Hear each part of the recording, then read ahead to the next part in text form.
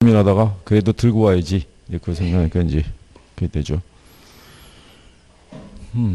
자, 예, 문제 풀이를 할 시간까지 이제 도착한 거죠. 예. 이 문제 풀이가 끝나고 나면 이제 그 다음에 할 수 있는 거는 동형 모의고사, 그 다음에 백선, 뭐 최종 정리 있죠. 예, 뭐 그렇게 하면서 이제 마무리가 된다라고 보시면 되겠고. 이제 문제집 안에서는 지금까지 이론으로 배웠던 거를 지문으로 바꿔서 정리를 한번 해보시는 거예요. 그래서 이제 맨 앞에 보게 되면은 그 6페이지에 이 부동산학의 개념이라고 있죠.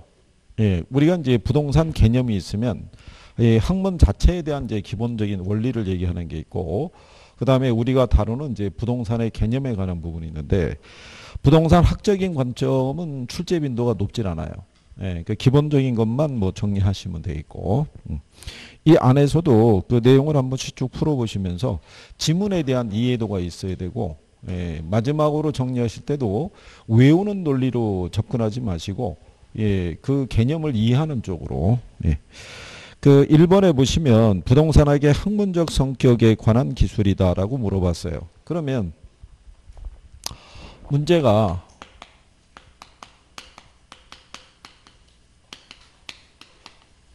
학문적 성격을 얘기했을 때 부동산학은 이제 응용과학이죠. 경험과학이죠. 종합과학이죠. 규범과학이죠. 예, 사회과학적인 이런 이제 5가지의 성격을 얘기를 하는데, 요 중에서 시험에서 활용했던 거는 위에 거 3가지. 그 중에서 답으로 유도했던 거는 이거 하나가 유일해요. 응용과학에 대한 거. 그래서 우리가 학문을 구분을 할 때 순수 과학과 무슨 과학으로. 예, 그때 부동산학은 무슨 과학에. 예, 근데 이게 순수 과학이다 그러면 일단 틀리다는 거. 그죠? 그리고 이제 부동산학에서 취급하는 거는 현실적인 문제를 우리가 다루는 것이지 추상적인 논리를 취급하는 것은 아니라는 거. 그 다음에 이제 종합과학이라고 그래서 여러 분야의 학문과 연계가 되어 있다는 거. 그래서 이제 지문으로 봤을 때 틀리게 줄 수 있는 거는 이제 그런 내용이다 이런 얘기고요. 그 다음에 우리가 이제 부동산학에 있었을 때 뭐를 배우셨냐면 이념을 배우셨어요. 이념이라고 그랬을 때 우리가 일반적 이념이라고 그랬었죠. 일반적 지도 이념에 들어가면 효율성과 그 다음에 뭐가 있다. 형평성이라고 있어요. 이게 왜 일반적이라고 얘기하냐면 이 효율성과 형평성의 원리는 부동산학에서만 추구하는 게 아니고요. 기존의 경제학이나 법학이나 경영학이나 모든 학문에서 보편적으로 추구하는 논리가 되겠죠. 그래서 부동산 학적인 관점에서 최우선의 가치 이념은 효율성이에요. 그죠? 그리고 만약에 이념을 접근할 때 민간 부분을 놓고 보게 되면은 뭐가 중시가 된다. 효율성이. 그죠? 근데 사회 전체적으로 보면은 모두 중시해야 돼요. 예, 형평성의 원리도 우리가 인식을 해야 되더라. 그래서 이제 1번 문제 보시게 되면은요, 거기 3번에 보면 부동산학은 추상적인 학문이 아니고요. 현실의 부동산 활동을 대상으로 하는 구체적인 경험과학이자 5번 지문에 나와 있지만 실천과학이란 얘기죠. 그냥 문제가 발생했을 때 그거를 학문적인 관점에서의 접근으로 끝나는 게 아니라 현실적으로 이 문제를 해결하는 방안을 제시한다는 점에서 그래서 우리가 실천과학이라고 얘기하죠. 그래서 정부는 지속적으로 이번에 6.17 부동산 대책 이런 걸 내놓듯이 계속적으로 해결하는 방안을 내놓고 있다라고 보시면 돼요. 예, 그래서 이제 4번에 보시면 부동산학이 추구하는 가치를 민간 부분에 한정해서 볼 때는 효율성보다는 형평성을 중시한다 그래서 틀리게 되겠죠. 예, 그래서 민간 부분을 놓고 보게 되면 뭐가 중시가 된다. 예, 효율성이 더 중시가 된다. 그러니까 효율성의 원리는 내가 가지고 있는 자산을 갖다가 낭비하지 않고 최유 이용을 추구한다는 논리의 바탕을 두고 있다라고 보시면 되겠죠. 그 다음에 이제 2번에 가시게 되면 부동산학에 관한 설명 중에서 틀린 것을 물어봤을 때 거기 1번에 보면 부동산학은 토지 및 그 정착물에 관해서 그것과 관련된 직업적, 물적, 법적, 금융적 제 측면을 연구하는 학문이다라고 얘기를 해요. 그러니까 결국은 우리가 순수과학 그러면요. 토지 자체 있죠. 토지의 성분은 뭐로 구성이 돼 있고, 그죠? 예, 뭐 이런 거를 연구한다 그러면 부동산학은 그러한 토지가 우리 인간 생활에 어떠한 영향을 미치는가를 분석하는 게 그게 응용과학적인 사고라고 생각하시면 돼요. 그죠? 그래서 이제 거기 여러분들이 보시면 그 이번에 부동산학은 여러 분야의 학문과 연계되어 있다는 점에서 무슨 학문이다? 종합적인 학문이다라고 얘기하죠. 근데 4번에 보게 되면 부동산학은 토지와 건물을 대상으로 하는 탐구라는 점에서 우주와 지구의 기본 원리를 탐구하는 물리학이나 지구과학과 같은 순수과학이라고 해서 틀린 거죠. 순수과학이 아니라 무슨 과학이다? 응용과학이라는 거예요. 얘기한 대로. 우리 지구의 토양이 뭐로 구성이 돼 있고, 그죠? 지구는 언제 생성이 됐고, 뭐 이런 걸 연구하는 게 순수과학이라고 그러면 응용과학이라는 거는 그 자체를 놓고 분석하는 게 아니라 이러한 상태가 우리 인간 생활에 어떠한 영향을 미치는가를 우리가 기술하고 분석하는 역할을 하고 있다고 보시면 되겠죠. 자, 그래서 이번에는 답이 4번. 또 한번 프로는 보셨겠죠? 그죠? 예습? 예습. 아, 풀어보셨어요? 저희가 이제 문제 풀이가 빠른 데는 이제 지난주부터 들어가는 학원들이 있는데 이게 이제 이런 게 있죠. 선생을 깜짝깜짝 놀라게 하죠. 야, 그렇게 순수하게 다시 들어올 수 있나? 뭐 이런 거 있죠. 기존에 배웠던 게 싹 사라져가지고, 그쵸? 네. 정말 참 그렇단 얘기죠. 뭐라고 얘기할 수는 없지만. 자, 그 다음에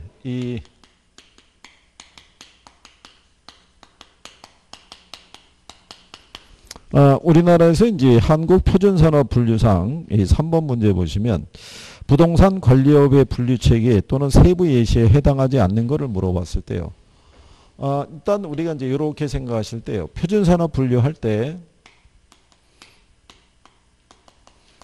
금융업하고요. 그 다음에 부동산 컨설팅업이 있죠. 예, 요거는 표준산업 분류에 포함이 안 된다는 거. 예, 예시를 우리가 물어봤을 때 그거 구별하시면 되겠고 거기 보시면은 주거용 부동산 관리 있죠.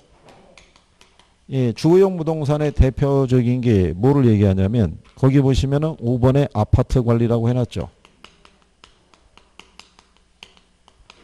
예, 그 다음에 이제 2번 지문에 보면 비주거용 부동산 관리 있죠. 여기에 대표적인 게 사무용이죠. 그래서 답은 4번에 사업시설 유지 관리 있죠. 예. 그래서 이제 거기에 나와 있는 그 사업체가 수행하는 경제활동의 특성을 고려해서 사업체가 수행하는 주된 산업활동에 따라 우리가 분류가 되는 것을 사업시설 유지관리라고 얘기를 하고요. 그래서 주거용과 비주거용의 분류에는 포함이 되지 않는다는 거. 여기 세부 예시에 대해서는 우리가 이제 요약집이나 이런 데다가 또는 기본서에다가 명시를 해놓은 거죠. 예, 그래서 자주 인용이 되는 건 아니고요. 이때 실상 문제가 구성이 된 거는 부동산 관련 서비스업 있죠. 거기서 대리업이라든가 투자 자문업 이런 것들이 들어갔던 거예요. 예, 그래서 이제 그쪽이 나오지 않을까 싶었는데 부동산 관리업에서 예, 이렇게 세부 예시를 출제했다라고 보시면 되겠고 자주 인용이 되는 건 아니니까요. 이런 정도 확인 정도 해보시고 대신에 나중에 우리가 동형 모의고사를 풀 때 문제화할 수 있으면 예, 한번 구성을 해서 접하기는 해드릴 거예요. 그러니까 지금 가면서 중요하다라고 해드린 것들이 있죠. 그러니까 이 파트에서는 이거를 알면은 문제를 풀 수 있다. 그 얘기는 우리 문제집만 풀 수 있는 게 아니라 시중에 나와 있는 기본적인 문제집에서 문제 배열이 나와 있을 때 대부분 걔네를 알고 있으면 풀리게끔 구성이 되어 있어요. 그러니까 이제 그런 기초적인 개념이 잘 정리가 될 수 있느냐. 그게 관건이죠. 이제 우리가 마무리를 어떻게 하느냐가 중요한 거예요. 마무리를. 예? 벌써 마무리란 얘기가 나오고 있잖아요. 예? 아니 그게 아니라 7월 지금 중순으로 가고 있잖아요. 벌써. 예? 그렇지 않겠어요? 예? 아니 제가 저기 7월달 들어와서 자 이제는 남은 게 이렇게밖에 안 남았다고 그랬더니 어느 분이 반박하는 거예요. 아니 7월달이 30일이나 남아있는데 무슨 소리냐. 근데 벌써 한 10여일 지나고 있잖아요. 3분의 1이 가고 있잖아요. 금방이라니까요. 거기다가 저기 이달 마지막 주부터 이제 또 휴가가 시작되잖아요. 그렇죠? 예, 모든 학원들이 그때 휴가가 들어가요. 여름 휴가가. 여기도 휴가죠. 여기도 휴가 있겠죠. 나중에 이제 얘기하겠죠. 그러면 뭐 한 일주일 휴가 끝나고 나오면 바로 뭐가 이루어지냐면 원서 접수하셔야 돼요. 원서 접수해야 돼요. 원서 접수. 그 원서 접수 끝나고 나면 8월 중순에서 하순으로 가요. 그러면 이제 9월달, 10월달로 남는 거예요. 그러면 이제 9월달에 동형 모의고사 있죠. 이거 한 4번 정도 풀면은 9월달 갈 거 아니에요. 그럼 10월달 가가지고 총정리하고 백선 풀고, 그러니까 총정리를 우리는 나눠서 한번 해볼 거예요. 그러니까 이제 앞에 파트가 있으면 4개를 먼저 하고 여기서 백선 한번 풀고 4개 파트 이렇게 나눠가지고 이런 식으로 해갖고 정리하면은 10월달 됐을 때 끝나잖아요. 이거 한 주씩 하면은. 예? 아니 그게 아니라 그걸 한번 우리 얘기해 보자고요. 뭐가 이해가 안 되면 물어봐야 되잖아요. 제가 지난번 접어봤잖아요. 5번 물어봤다. 4번 물어봤다. 3번 물어봤다. 이거 없다고요. 그죠? 그러니까 이해가 안 되는 문장이 있으면 체킹을 해갖고 물어보든가, 그게 조금 불편하면은 저기다가 적어 놓는 거죠. 이렇게 뭐 좀 얘기해 달라고. 직접 대면에서 물어보기 힘드시면. 개인적인 노력은 조금 하셔야 돼요. 그리고 이게 왜 처음에 어렵다고 생각하는 게 뭐냐면 외우면 단순해요. 외우면. 근데 얘는 뭐냐면 이해를 바탕으로 해야 되니까 그게 힘든 거예요. 이해를. 그게 제가 그랬잖아요. 처음에는 백지 상태잖아요. 그러니까는 집어넣으면은 무슨 말인지 알 것도 같은 거예요. 근데 공부를 해보니까 얘네들이 얽히기 시작하는 거예요. 이러면서 어디선가 듣기는 들었는데 이게 뭔지가 구별이 안 돼요. 근데 이거를 계속 보다 보면 여기 실마리가 잡혀요. 그러면서 빠져나올 수 있는 거예요. 그러니까 지금 제가 볼 때는 어느 단계이냐면 이게 섞여 있는 단계로 와 있는 거예요. 그나마 그것도 책을 봤으니까 그 단계로 오는 거지. 책을 보지 않으면은 그냥 뭐 자신감만 갖고 있는 거예요. 내가 안 해서 그렇지 한 3개월만 맘 먹고 내가 하면은 이거 끝낼 수 있다라고 이런 생각하는 거예요. 그죠? 그리고 막상 이제 시작해보면 쓰러지겠는 거예요. 이거 왜 그렇게 되는 거야? 아니 저기서는 A라고 그러더니 왜 여기서는 B라고 그러는 거야? 뭐 이렇게 되는 거예요. 그게 빨리 넘어가야 돼요. 이거. 이게 인강으로 공부하신 분들도 처음에는 호기롭게 출발한다고요. 이거 뭐 이제 계획을 세울 때는 계획은 뭐 창대하잖아요. 그죠? 하루에 2시간씩만 투자해서 그러면 딱 정해진 챕터대로 이렇게 하면은 쫙 끝날 수 있을 거예요. 근데 중요한 건 뭐냐면 정해진 계획대로 가야 말이죠. 처음에 한번 딱 보고 난 다음에 피곤하거든요. 그러니까는 잠깐만 꼭 오늘 봐야 되는 건 아니잖아. 내일 봐도 되지. 뭐 이렇게 주말에 조금 보면 되겠지. 그러다가 그게 밀리다 보면은 그게 힘들어지는 거죠. 뭐. 그러니까 누가 끈기를 갖고 누가 조금 더 절박한 심정으로 조금 더 열심히 하느냐 그거예요. 이거는 꾸준히 하는 사람이 합격해요. 제가 지금까지 학원 나가가지고 시험 끝나면 이제 합격자들이 나오죠. 그럼 어느 학원들은 사진 찍어갖고 이렇게 붙여놓는다고요. 합격자들을. 그러면은 떨어진 분이 있을 거 아니에요. 그분이 그 다음에 공부하러 나왔을 때 합격자 얼굴을 본 다음에 아니 이 인간이 어떻게 합격했지? 이런 사람은 한 사람도 없어요. 다 열심히 한 사람들이야. 그 주변에서 인식을 하는 거예요. 인정을. 그러니까 열심히 해야 돼요. 예? 아니 그리고 안 되는 것만 생각하면 어떻게 돼요? 긍정적인 생각을 해야지. 그렇죠. 그리고 이제는 안 되는 거 이해가 안 되는 게 있으면은 적극적으로 물어봐야 돼요. 해소를 안 하면 소용이 없어요. 그죠? 제가 시험장까지 따라 들어가 가지고 알려드리는 게 아니니까.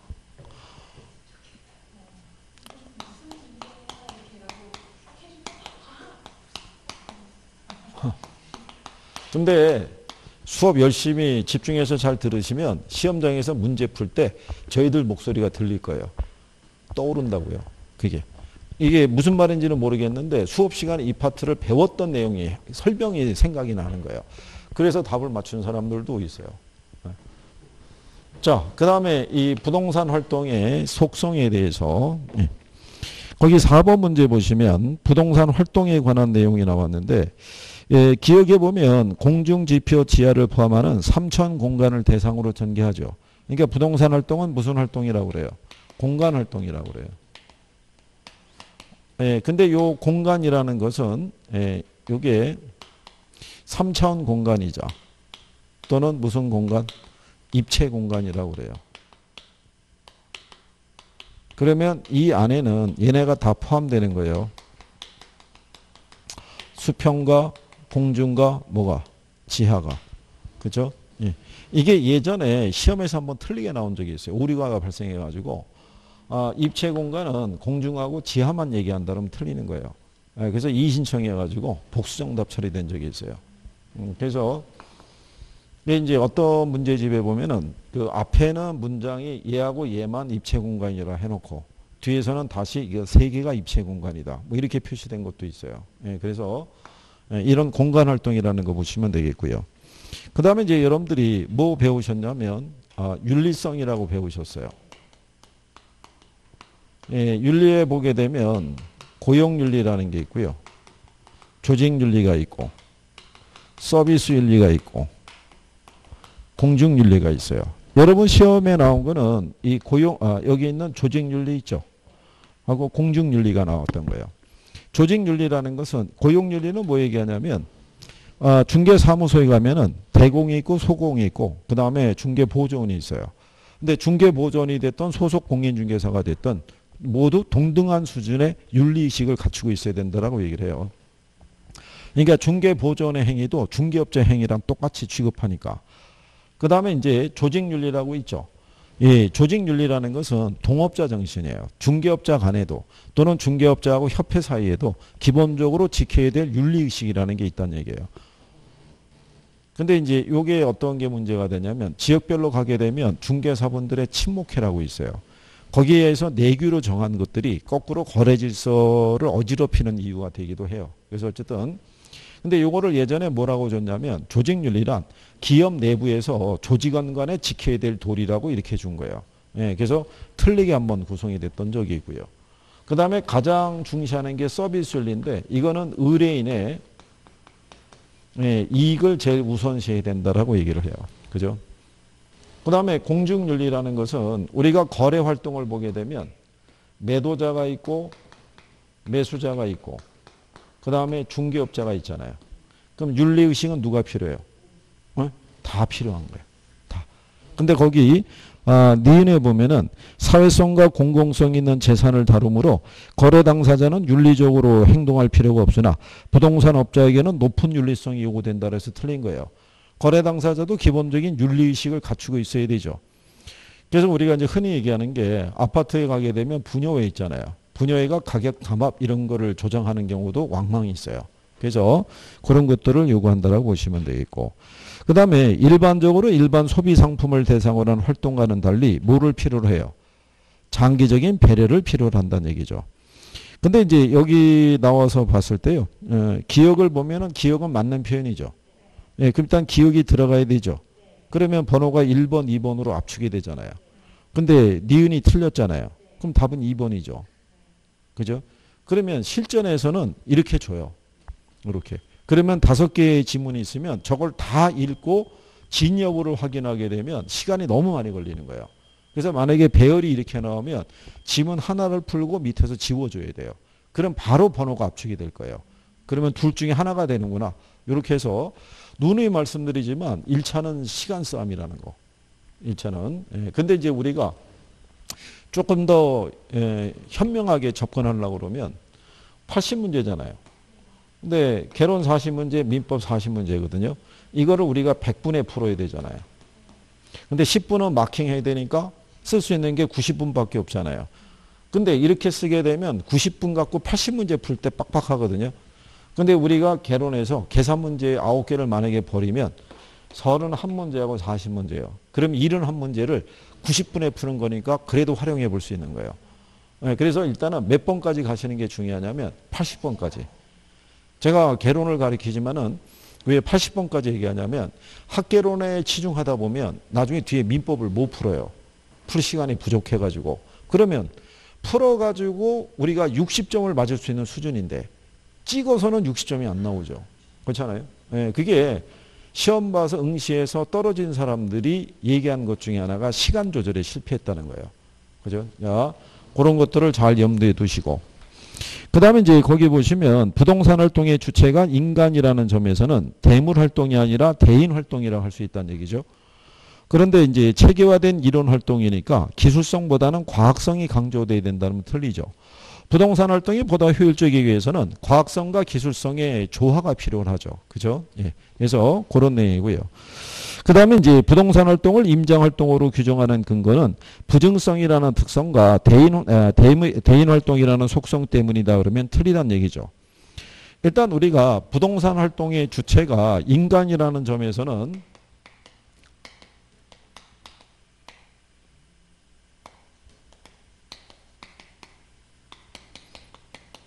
그런 점에서는 무슨 활동이라고 하고 있어요? 네, 이게 대인 활동이에요. 그죠? 근데 인간과 인간 간의 거래가 이루어지는 것은 물리적 시체로서의 토지하고 건물을 거래하거든요. 그죠? 근데 얘네들이 움직이지 못한다는 얘기죠.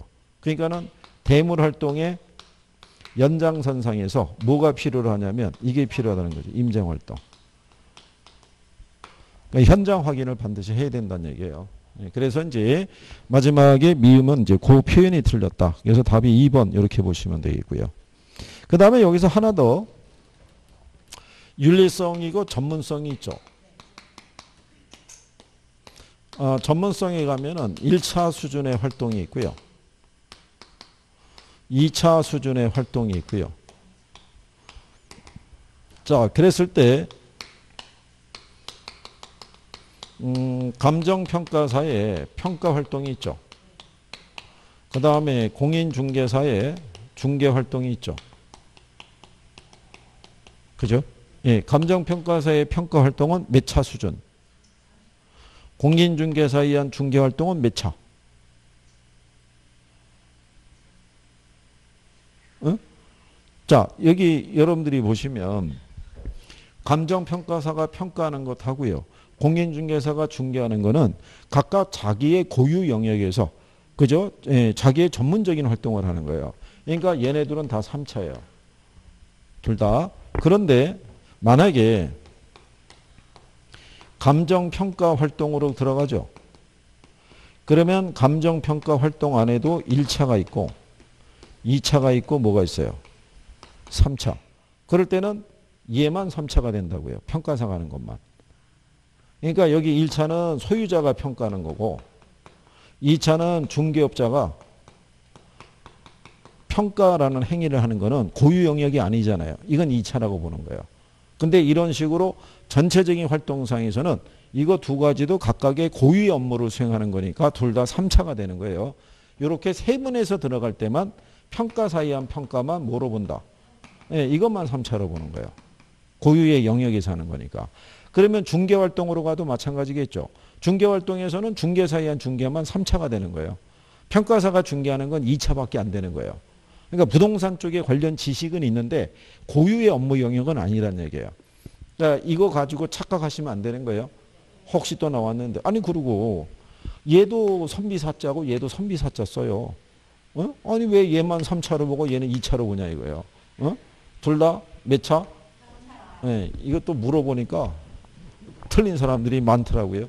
그래서 얘기하는 경우죠.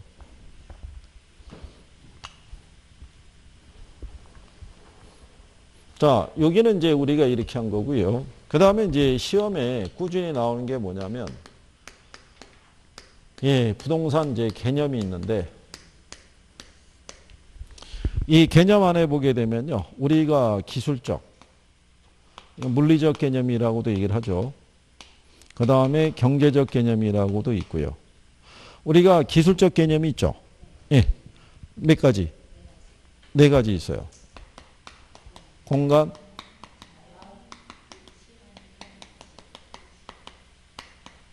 자, 경제적 개념은 5가지로 되어 있죠.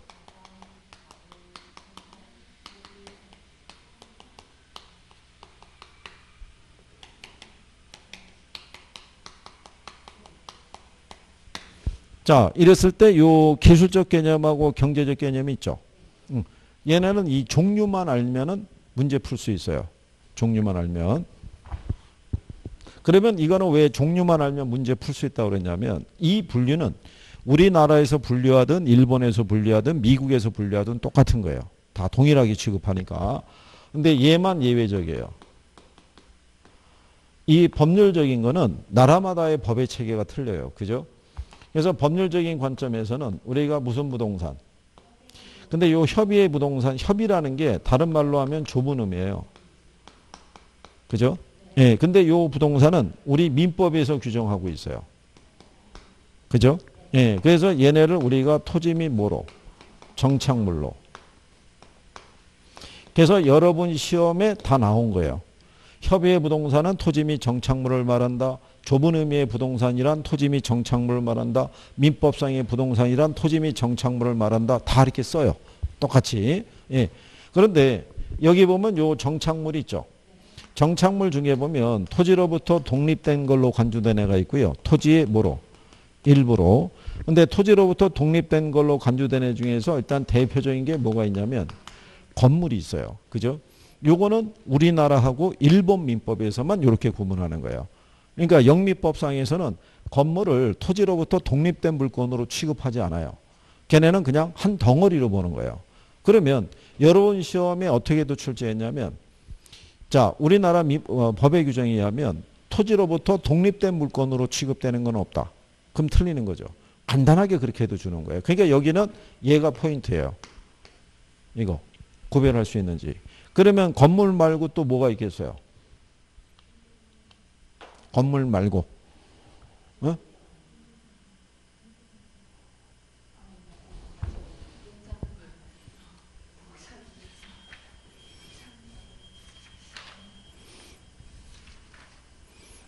우리 요약집에도 요게 구성이 다 돼 있어요. 그죠? 그렇기 때문에 여러분들이 그 내용에 대한 것들은 정리가 확실하게 될 수 있으셔야 돼요. 그죠? 그래서 여기 보게 되면 명인 방법을 구미한 20개 집단이 있죠. 그 다음에 소유권 보존 등기된 임목이라든가,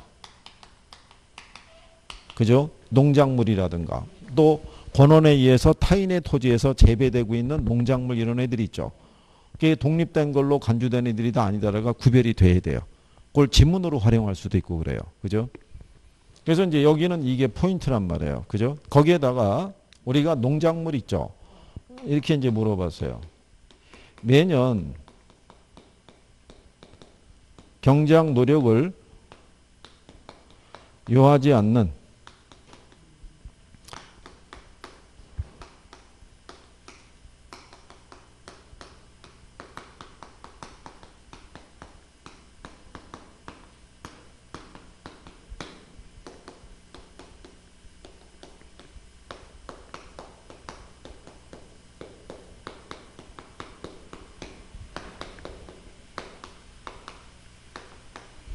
매년 경제학 노력을 요하지 않는 자연식생이나 다년생 식물 있죠. 얘네들은 부동산의 일부로 간주가 돼서 중개 대상에 포함이 된다 안 된다? 포함이 된다 안 된다? 어? 이거 포함이 되는 거예요. 네. 얘는 지난번에 왜 산 예를 들었잖아요. 산에 가게 되면 자생하고 있는 나무나 예를 들어서 이런 뭐 꽃이라든가 뭐 이런 것들이 있잖아요. 걔들은 산주가 매번 가가지고 뭐 거름 주고 뭐 물 주고 그래야지 걔네가 생존해 있는 게 아니잖아요. 자연적인 섭리에 의해서 움직이는 애들이잖아요. 그러니까 산 매매하면 같이 양도가 되겠죠. 네, 그러니까 얘는 그냥 부동산의 일부로 보고 독립된 물건으로 취급하지 않는다는 거예요. 근데 이제 여러분들이 아시다시피 벼라든가 옥수수 있잖아요. 얘네들을 우리가 경작 수확물이라고 그래요. 이 경작 수확물은 토지로부터 독립된 걸로 보는 거예요. 그죠? 경작자 거라 이런 얘기죠. 그게 이제 얘기가 나온 게 권한에 의해서 타인의 토지에서 재배되고 있는 농작물이 있죠. 그런 얘기가 나온 거죠. 잠자는 권리는 보호받지 못하잖아요. 그죠? 그래서 논을 만약에 매매하더라도 논의 일정한 형태를 갖추고 있는 벼 있죠. 얘는 독립된 물건으로 취급하는 거예요. 그죠? 그러니까 논만 매매가 이루어진 거지 벼까지 매매에 포함된 건 아니다는 거죠. 그러니까 문제를 물어볼 때는 이쪽에 독립된 걸로 간주되는 애들을 구분하는 얘가 포인트예요. 그죠? 그래서 이제 그거 구별하시면 된다는 얘기고. 그 다음에 광해 부동산 있죠. 그러면 얘는 협의의 부동산에다가 준부동산을 합한 개념이죠. 그러면 여러분들이 한번 판단해 보세요. 광해부동산에서 출제하게 되면 뭘 물어보기냐면 얘를 물어볼 수밖에 없죠. 협의의 부동산은 여기서 이걸 중심으로 물어보니까. 그러니까 얘 주문이라는 표현이 들어갔으니까 엄밀히 말하면 부동산은 아니고 얘가 특수한 동산인데 부동산에 준해서 우리가 취급하는 애들이에요. 그러니까 걔들을 우리가 이제 구별할 수 있으시면 되죠. 그러니까 개념에서는 얘들을 포인트로 해서 정리하시면 돼요. 무슨 말인지 아시겠나요? 그 다음에 이제 여기에다가 요 정착물을 구분하는 게 영미법상에서 구분한 기준이 있으니까 그거는 이제 가면서 해보고요. 거기 5번에 보시면 부동산 개념에 관한 설명으로 옳지 않은 걸 물어봤죠. 1번에 보면 토지는 제품 생산에 필요한 부지를 제공하는 뭐로 쓰는 거예요? 예, 생산 요소이지만 생활의 편의를 제공하는 최종 소비재로서도 우리가 쓰이는 거예요. 그죠? 그래서 예전에 여러분 시험이 어떻게 나왔냐면 부동산은 생산재이지만 소비재는 아니다. 이렇게 해서 틀리게 준 적이 있어요. 그 다음에 이 민법상 부동산은 토지 및 그 정착물이고요. 부동산 이외의 물건은 동산이라고 해놨죠. 그러니까 우리 민법 99조 1항에서는 부동산이란 토지 및 정착물을 말하고 2항을 가면은 그 외의 물건은 동산이다. 이렇게 명시해 놓은 거죠. 그 다음에 4번에 보면 이제 준부동산에는 등기나 등록수단으로 공시된 광업재단, 공장재단, 선박, 항공기, 어업권 등이 있다고 할 수 있죠. 근데 5번에 보면 임목에 관한 법률에 의해서 소유권 보존 등기를 한 임목은 토지와 분리해서 양도할 수 없다. 그러니까 틀린 거죠. 얘는 독립된 물건으로 취급하니까 분리해서 거래할 수 있다는 얘기죠. 그 다음에 이제 6번에 보시게 되면은 자, 요게 작년 기출이어 가지고 우리가 확인해 본 거죠. 그러면 부동산 개념에 관한 것으로 옳은 것으로만 짝지어진 것을 물어봤어요. 그죠? 자, 그러면 그 밑에 보게 되면 경제적 개념하고 무슨 개념? 물리적 개념 두 개를 구분할 수 있냐를 물어봤잖아요. 근데 기억에 자본이 나오잖아요. 자본은 무슨 개념이에요? 네, 그러면 일단 기억이 들어가야 되니까 경제적 개념에 1, 2, 3번 중에 하나죠. 예, 근데 니은에 소비재 있죠. 예, 소비자가 경제적 개념이니까 1번하고 2번으로 압축이 되죠. 예, 그 다음에 디귿을 봤더니 공간이잖아요. 공간은 예, 물리적 개념이니까 답은 2번이 될 수밖에 없죠. 그러면은 거기 7개가 있을 때 3개까지 풀면은 답이 나오잖아요. 그죠? 이게 출제자들은 배열을 맞춰놓고 지문을 깔아주는 거예요. 이렇게. 그러니까 하나를 풀고 밑에서 지워줘야 돼요. 이거를 7개를 다 풀고 하나씩 이렇게 하게 되면 뭐가 많이 걸리는 거예요. 시간이. 그러니까 작년에도 이거 구별할 수 있으면 쉽게 맞출 수 있는 거예요. 그런 내용이고요. 그 다음에 7번에 보시면 우리나라 부동산과 소유권에 관한 설명으로 틀린 걸 물어봤죠. 거기 보시면은 2번 지문에 민법에서 부동산이란 토지 및 그 정착물을 말한다고 해놨잖아요. 그러니까 이런 식으로 지문 하나 툭 들어오는 거예요. 그죠? 그 다음에 이제 3번에 보면 토지의 소유권은 정당한 이익이 있는 범위 내에서 토지의 상하에 미친다라고 그러죠. 우리 민법 212조에 이제 규정이 돼 있죠. 근데 5번에 봤더니 토지의 정착물 중에서 토지와 독립된 물건으로 취급되는 것은 없다라고 그랬잖아요. 틀리겠죠. 그래서 여기 해설에 가게 되면 독립된 부동산으로 간주되는 것 있죠. 예, 그래서 거기다가 해설에서 명시해 놨으니까 그 정도는 내가 항상 숙지할 수 있으셔야 돼요. 무슨 말인지 이해하시겠죠? 예, 그래서 이제 그렇게 구별하시면 되겠고요. 예, 그 다음에 이제 옆에 8번에 가시게 되면 1번 지문에 협의의 부동산이란 토지 및 정착물을 말하겠죠. 4번에 가면 경제적 개념의 부동산이란 자산, 자본 등을 의미할 거고 5번에 가면 민법상 부동산이란 토지 및 그 정착물이니까 1번하고 5번은 같은 논리겠죠. 표현만 다르지. 네, 3번이 틀렸겠죠. 토지와 건물이 각각 별개의 부동산으로서 부동산 활동의 대상이 되는 경우를 의미하는 것은 복합부동산을 얘기를 해요. 우리나라에서는 토지하고 건물이 있으면 각각 별개의 부동산으로 취급하죠. 예, 그래서 이게 용어에서 한번 나온 적이 있어요.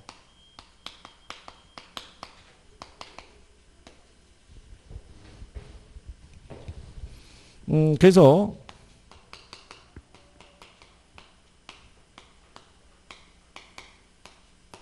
우리나라에서는 얘 등기 따로 하고 얘 등기 따로 하잖아요. 근데 얘네를 거래하거나 이용을 할 때는 같은 하나의 물건으로 취급하죠. 그런 상태에 놓여 있는 거를 무슨 부동산? 복합부동산이라고 얘기를 해요. 그죠? 그래서 우리가 이렇게 토지와 건물이 결합이 돼 있을 때 있죠. 예, 얘네를 같이 묶어서 평가할 때는 일괄평가한다고 그러죠. 그러니까 무슨 법으로 하면 거래사례비법으로. 예, 그래서 그런 내용 정도 알아두시면 되겠고요. 예, 그 다음에 이제 9번에 가보시게 되면 부동산 개념에 관한 설명 중에서 적합하지 않은 걸 물어봤죠. 그때 5번 지문에 가면 토지와 그 토지 외 정착물이 각각 독립된 거래의 객체이면서도 마치 하나의 결합된 상태로 다루어져서 부동산 활동의 대상으로 삼을 때 이를 무슨 부동산? 복합부동산. 쭉 풀어주면 이렇게 나온다는 거죠. 그리고 4번에 보면 법률상의 공장재단, 광업재단, 어업권, 항공기 있죠. 얘는 의제부동산으로서 무슨 부동산? 광해부동산에 속하는 거죠. 네, 3번에 보면 협의의 부동산을 포함한 공시수단을 갖춘 독립된 거래의 객체로 인정되는 것을 광해부동산이라고 하고요. 이러한 구분은 경제적 측면에서의 구분이라면 틀리죠. 걔는 어디에 들어가요? 법률적인. 광해부동산은 어디에 들어간다? 법률에 의해서. 그래서 경제적 측면이라는 게 틀린 거죠. 그렇죠? 예, 그래서 그거를 예, 구별을 할 수 있으시면 되죠. 그래서 11페이지 9번에 답은 몇 번이다? 3번이다. 이렇게 보시면 되겠고. 그리고 이제 뒤에 가시면 문제 10번이 있죠. 부동산에 대한 설명 중에서 옳지 않은 거 물어봤죠. 예, 거기 보시면은 2번에 우리나라에서 건물은 토지와는 독립된 부동산으로 취급하죠. 예, 그리고 5번에 가게 되면 준부동산이란 부동산과 같은 공시단을 갖추어 독립된 객체로 인정되는 물건을 뭐라고? 준부동산. 근데 일본에 보면 민법상의 부동산은 토지와 건물을 의미한다고 그러죠. 그러면 틀리죠. 예, 그거는 뭘 유도하는 거냐면 착각을. 그죠? 왜냐하면 민법상의 부동산은 토지 및 뭐예요? 정착물이잖아요. 근데 정착물의 대표적인 게 뭐예요? 이게 이제 오버랩이 되면서 예, 그래서 1번에 유인 지문이 들어와 있는데 1번을 만약에 놓치죠. 그렇잖아요. 그러면 이제 밑으로 내려가야 되잖아요. 2번, 3번, 4번, 5번에서 답을 찾아야 되잖아요. 그러면 이제 막 갑자기 답이 아니어가지고 누워서 자고 있는 애들 깨워가지고 네가 답이지 막 이렇게 난리치면은 그러면 어떤 애가 2번이 제가 답인데 그러면 이제 틀리는 거예요. 그러니까 출제자들이 유인 지문은 1번에다 잘 둬요. 그래서 끝까지 가보지 않으면은 틀릴 수 있는 거예요. 끝까지. 문장이 피리어드 있잖아요. 거기까지 읽어봐야 돼요. 가면서 성격이 급하신 분은 본인이 문장을 완성해요. 자체적으로. 네, 그래서 틀리는 경우가 있으니까 우리가 실수와 착각을 할 수 있는 여력이 별로 없어요. 네? 우리가 목적으로 하는 거는 몇 개를 맞고 가야 되는 거예요. 24개를 맞아야 되기 때문에 거기서 한두 개 실수하면 큰일 나는 거예요. 그러면 나중에 시험이 끝나고 난 다음에 아는 문제인데 틀렸다, 뭐 착각해서 틀렸다, 막 이런 얘기 막 나오는 거예요. 그죠? 그러면서 뭐라고 했냐면 한 문제가 부족하다고 얘기를 해요. 그러면서 이시청이 들어갈 게 뭐 없냐고. 그 실수와 착각만 안 했어도 그냥 가는 거예요. 무난하게. 그죠? 잘 해주실 거라고 생각하는데 노파심에서 그렇다 이런 얘기죠. 그래서 자, 그 다음에 이제 11번에 보시게 되면 다음 부동산 이 개념을 설명한 것으로 옳은 것을 물어봤어요. 그죠? 예. 그래서 이제 거기 여러분들이 11번에 보시게 되면 일단 답이 3번에 보시면 물리적 개념의 공간은 공중, 지표, 지하 등의 3차원 공간을 말하는 것이고 이들을 통틀어 무슨 공간이라고 그런다? 입체 공간. 근데 4번에 봤더니 법률적 개념의 부동산은 자산, 생산 요소, 상품, 위치, 환경, 소유권 및 그 이외의 권리를 얘기한다고 해놨잖아요. 그러니까 이거는 틀렸다는 얘기죠. 먼저 이 자산하고 생산 요소, 상품은 무슨 개념? 경제적. 위치하고 환경은 기술적 개념. 소유권 및 그 이외의 권리 있잖아요. 이것만 법률적 개념. 이렇게 묶어준 거고. 5번에 가게 되면 부동산을 토지와 정착물이라고 할 때 정착물이란 주택, 상가, 울타리, 경작, 수확물 등 토지의 부가가치를 더한 계량물을 말한다고 그러죠. 여기서 경작, 수확물이 들어가고 이게 틀렸다는 얘기예요. 독립된 물건으로 취급해야 하네요. 취급한다는 얘기죠. 그래서 이렇게 해가지고 문장 구성이 근데 근래는 개념에서 이렇게 문장이 길게는 안 나오고요. 조금 단문, 길어야 중문 뭐 이런 정도로 나오기 때문에 문제를 푸실 때는 별 어려움은 없을 거라고 생각을 하죠. 그 다음에 이제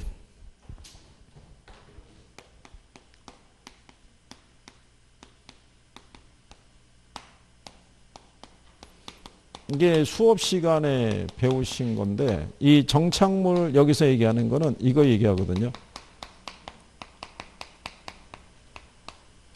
그러니까 이거는 영미법상에서 그죠? 네. 걔네는 이걸 한 덩어리로 보잖아요. 그런데 이 건물에 부착되어 있는 각종 설비 있죠. 얘가 중개 대상이 되는지 아닌지를 구별해야 된다는 얘기죠. 네. 그래서 이제 우리가 그때 예를 들어 드린 게 여러분 집에 설치되어 있는 에어컨이 있죠. 이사 갈 때 두고 가요, 뛰어가요? 뛰어가잖아요. 가지고 가잖아요. 그럼 걔는 동산이에요, 동산. 이게 중개 대상물이 아니라는 거예요. 그거를 누가 알고 있어야 된다? 중개업자가. 그래서 우리가 얘를 구분할 때 먼저 부동산에 부착되어 있는 물건을 뭐 할 때? 제거할 때 물리적 손상이 발생하면은 그러면 뭐라고 보는 거예요? 정착물. 물리적인 손상은 없는데 기능적인 부분에서 손상이 발생해도 역시 뭐라고 본다? 정착물. 그 다음에 얘의 성격이죠. 그죠? 얘가 특정한 위치나 용도에 맞게끔 애가 설치가 됐잖아요. 그러면 움직이더라도 뭐라고 보는 거예요? 정착물. 그래서 여러분들이 알고 있는 주물과 종물의 관계 배우셨죠? 여러분이 지금 가지고 다니는 만약에 집 열쇠가 있다. 그 키는 어디에 맞게끔 고안이 된 거예요? 여러분 집 자물쇠에 맞게끔. 그죠? 그럼 주물인 자물쇠가 정착물이면 종물인 열쇠도 정착물이라는 거죠. 그 다음에 물건을 설치한 의도 있죠? 에어컨을 설치했을 때 생활의 편의를 위해서 설치하면 뭐예요?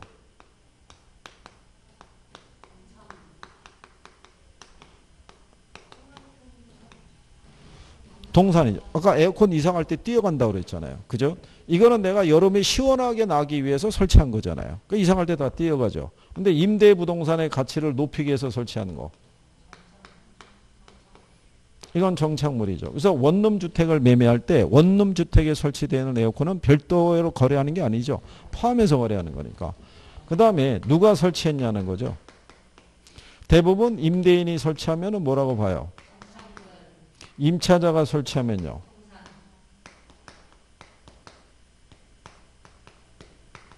이거는 동산으로 보는 거죠. 그래서 이게 시험상에서 이게 인용이 된 거예요. 이게. 그래서 우리 거기 12번 문제 보시면 부동산 개념에 관한 설명 중에서 가장 적절하지 않은 걸 물어봤죠. 예, 거기서 보시면 5번에 부동산에 관한 권리 있죠. 예, 거래 대상이 될 수 있어요, 없어요? 거래 대상이 될 수 있어요. 부동산에 관한 권리는 분할해서 거래할 수 있어요, 없어요? 예? 분할해서 할 수 있다고요. 부동산이라는 건 예. 생각해 보세요. 내가 소유권 갖고 있잖아요. 여러분들이 저당권, 전세권 일부를 거래할 수 있잖아요.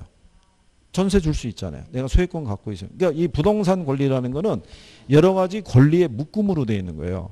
그죠? 그래서 경제적 가치가 있으면 분할해서 거래할 수 있는 거예요. 그러니까 내가 갖고 있는 이 부동산에서 방 하나 따로 세 줄 수 있어요, 없어요? 따로 세 줄 수 있는 거예요. 그죠? 그래서 부동산에 관한 권리는 거래의 대상이 될 수 있다라고 얘기를 하고요. 그래서 3번에 보시면 임차인의 정착물은 부동산으로 간주되는 것이 원칙이다 그랬으니까 틀렸다는 얘기죠. 임차전 정착물은 뭐로 본다? 예, 동산으로 본다라고 얘기를 하는 거죠. 그게 이제 13번에도 같은 내용이죠. 13번에 가시면은 5번에 임차인이 설치한 영업용 선반, 카운터 등 사업이나 생활의 편의를 위해서 설치한 정착물은 일반적으로 부동산으로 취급한다니까 틀린 거죠. 임차인이 설치하는 거는 뭐로 취급한다? 동산으로 취급한다. 이런 얘기죠. 구별할 수 있으시겠죠? 예, 그래서 이제 그런 내용을 우리가 확인을 해 보신 거죠. 자, 그 다음에 이제 그 뒤로 가시면은 14번에 부동산 개념에 관한 내용 중에서 올바른 것을 모두 고르라고 해놨죠. 예, 그러면 확인해 보는, 이렇게 문제가 만약에 나오면요. 이거는 객관식을 가정한 주관식이에요. 그러니까 얘는 5개를 다 풀어야 되거든요. 그러니까 일단은 이렇게 나오게 되면은 점핑해서 넘어가는 거예요. 다음 거로. 그래서 먼저 일단 오지선다 다 풀고, 그러고 난 다음에 와서 시간적인 여유를 갖고 풀어야 되니까. 왜냐하면 가다가 보면은 이게 심리적으로 쫓길 수가 있어요. 1분 안에 풀어야 되는데 시간이 너무 많이 걸리는 것 같으면 풀면서도 집중력이 떨어질 수 있는 거예요. 그러니까 내가 40분까지 가는 동안에는 감정평가에도 왜 쉽게 나오는 애들이 있다고 그랬죠. 그런 데까지 다 확인하고, 그리고 개수 대충 헤아려 보면은 몇 개 맞았다라는 게 현재 확인이 돼요. 그럼 거기서 내가 지금 맞춘 걸로도 26점이 넘어가면 여유가 있잖아요. 그러면 그 시점에서 바로 어디로도 갈 수 있는 거예요. 민법으로 갈 수도 있는 거예요. 근데 이제 그 안에서 했을 때 개수가 아무리 봐도 부족해 뭐 이렇게 돼 있으면은 불안하죠. 그러니까 이제 실전을 그러니까 이제 모의고사나 이런 거 보면서 연습하시면 되죠. 거기 보시면 기억에 좁은 의미의 부동산은 토지 및 정착물을 말하고 이 경제적 개념의 부동산은 자본 자산으로서의 특성을 지닌다. 맞는 내용이죠. 그 다음에 부동산은 등기함으로써 공시효과를 갖고 부동산의 권리는 거래의 대상이 될 수 있다 없다. 예. 그 다음에 경제적 측면의 부동산은 자산, 자본, 생산 요소, 환경, 상품으로 구분할 수 있다. 틀렸다는 얘기죠. 여기 환경이 들어가 있잖아요. 그죠? 그 다음에 리을에 보면 토지에 정착되어 있으나 매년 경작 노력을 요하지 않는 나무와 다년생 식물 등은 부동산의 정착물로 간주되지 않기 때문에 중개의 대상이 되지 않는다. 얘는 부동산의 일부로 보고 중개의 대상이 된다고 조금 아까 여기다 한 거죠. 네, 이거 칠판에다 놓고 틀렸다는 얘기죠. 준부동산은 부동산과 유사한 공시 방법을 갖춤으로써 넓은 의미의 부동산에 포함이 된다. 맞는 내용이겠죠. 예. 그래서 5개 중에서 맞는 게 몇 개? 3개가 되는 거죠. 틀린 것은 디귿하고 리을이 틀린 거죠. 그러면 여기 이 문제를 푼다는 얘기는 앞에서 우리가 배웠던 내용이 있죠. 예, 그게 이제 쭉 압축이 돼가지고 이쯤 해가지고 이렇게 나오더라도 내가 답을 찾을 수 있으면 정리가 되는 거고 그렇지 않으면 이 부분에 내용 정리가 잘 안 돼 있는 거죠. 그거를 좀 확인하시는 게 필요하겠죠. 자, 여기까지 하신 거고요. 예, 뒷페이지 넘어가시면 예, 이제 부동산 분류가 나오죠. 예, 여기를 이제 정리해 보시는 거죠. 잠깐 쉬었다가 들어오십시오.